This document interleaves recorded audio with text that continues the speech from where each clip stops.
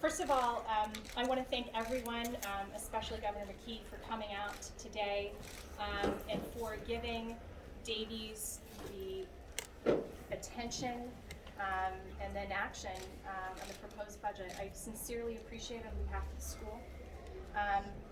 We are so excited to begin planning for the next 50 years at Davies. We graduated our 50th graduating class this June. It's 50 years of CTE education for students in the state of Rhode Island.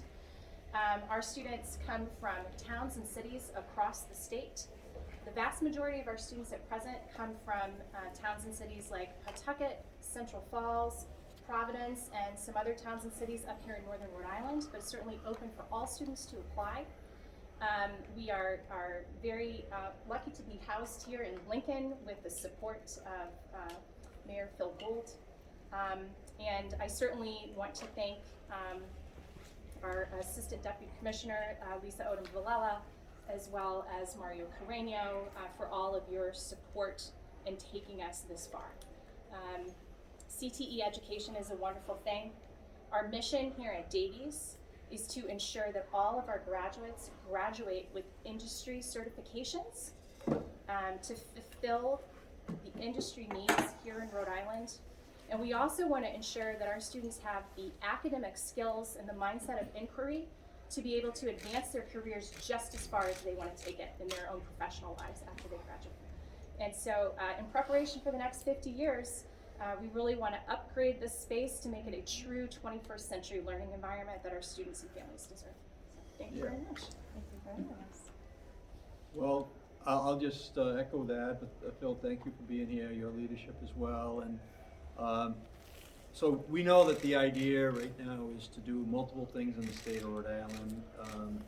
One is really a focus on education as well, whether it has to do with our state universities or whether it has to do with our district schools or whether it has to do with our regional schools. But we also understand the value of the career and technical education. That's why it wasn't a hard ask for me to kind of get into the first step here, about $35 million ask of the General Assembly this year, so that we're investing across the board in all our students in the state, knowing that it's the right thing to do, invest in your students, but also it's the right thing to do for the state of Rhode Island in terms of the overall future of the state, in terms of economic future of the state of Rhode Island. So our three main goals I share with the staff that's here is one is to raise incomes of the families that live in the state of Rhode Island, one is to raise academic outcomes in the state of Rhode Island, and one make sure that we're healthy enough to enjoy the fruits of our labor. So, and making sure as well that every community, all 39 cities and towns, and the communities that make up the communities get a piece of of that effort. So thank you for your leadership here. We're looking forward to building a good, strong case with the General Assembly, and that's why we had on a bond last in November further investments in our schools, $250 million, took $50 million of the surplus that we have, and we want to keep on running surpluses so we can invest in these projects that are so important. To actually provide Mario with some flexibility, additional flexibility over and above what they already have. So we're going to continue doing that, and I think this is a very good first step to invest here in the Blackstone Valley area, right here in the town of Lincoln. As you say, you support students from all around the area, and we're very happy to be able to be helpful to you at this point in time. Thank you. I agree. It was a pleasure to present last night to Senate Finance where they asked for the capital budget, and it just aligns too with our goals at RIDE. On our budget presentation last night, we talked about some of our outcomes, and certainly, the Diploma Plus students, not just here at Davies, but across the state, leaving with those college and career industry credentials above their diploma. The secondary regs help support that, but we're always looking to promote to have more than that, and really investing in our students and in our educational outcomes. So we are supporters of all the work that's here, and we appreciate all that you're doing here, Mary, since your arrival here. You're fairly new to, it's been just over a year? A little over a year. A little over a year since you've joined us here at Davies, and so we appreciate all that you're doing Thank here. you so much. Thank you. And I know, Just the Mark, last talk thing on to add, that while we've had a school construction boom since 2018, we've had two separate $250 million bonds and capital funds. The 3 state schools, which are School for the Deaf, Met Center, and Davies, are exempt from those funds. So the only way to fund these projects are through capital budget requests. School for the Deaf and Met Center have relatively new schools, so Davies was the next on deck, so thanks Governor McKee for putting that in the budget. I think it's also useful to know that when we started this process over a year ago, we looked at what would it cost to do the whole school over, which was I think between $120 and $150 million.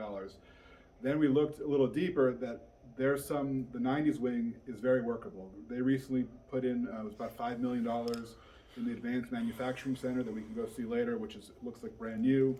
This project was previously approved by the General Assembly and the Governor last year, which is a new healthcare addition that would be in the front of the school, but it didn't make sense to tear down a lot of the work and progress that has already been done and funded, that instead we would focus on this 1970s wing. As you go through these spaces, those massive hallways cost a lot of money to heat and cool and maintain, and kids don't use it. It's just like you go from point A to point B, but that's included in the square footage. So when we looked at this space is actually much bigger than it needs to be, but it's because you have maybe like 40% of it is hallways that we don't need. So if we were redesigning this, the plan is to do about a 50,000 square foot replacement for this wing, which is considerably smaller than what we have now, but it would actually have more learning space because we're not going to have massive hallways and massive areas and dead-end corridors. We're going to have 21st century learning environments for students here in Davies. And I think it's critical, again, Davies is a state school with state workers who work here, so it's funded by the state, and kids from all parts of the state have access to apply here. So it's not just for